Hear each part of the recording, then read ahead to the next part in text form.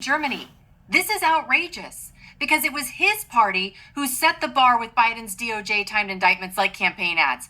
It was his party who pushed bogus smears like they did with Kavanaugh. And let's not forget their habit of leaning on big tech to muzzle their critics. That's the real power grab. And now people are dead because of the lies they fed their base. This morning, a man opened fire on an unmarked van at an ICE facility. This is the same detention center that dealt with a bomb threat just last month. This is the second time I've had to stand in front of you and talk about a shooter at one of my facilities. And I think that the takeaway from all of this is that the rhetoric has to stop. There are people out there who are seeing what is being placed online, and they're coming and they're doing acts of violence against ICE employees. So that's kind of all I have for today, is that it's just got to stop. It's dangerous, and people are losing their lives.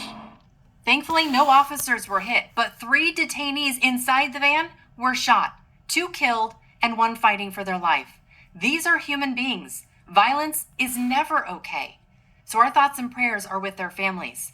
J.D. Vance demonstrated true leadership this morning. Watch this. And while we're all mourning and rooting for and praying for everybody who was injured at that ICE facility, and as far as we know, it looks like some of the detainees, in other words, some of the potential illegal aliens, were some of those who were affected. Look, just because we don't support illegal aliens, we don't want them to be executed by violent assassins engaged in political violence either. So we're praying both for our ICE agents, but also for everybody who's affected by this terrible attack. Once again, the right is having to rise above the hate. And while this shooter didn't get the outcome he wanted, this is what happens when you open fire on a van you think is full of ICE agents. How do we know that's what he thought? Because investigators found bullet casings etched with the words anti-ICE next to his body after he took his own life. That's not speculation. That's proof of motive that is carved into the ammo itself.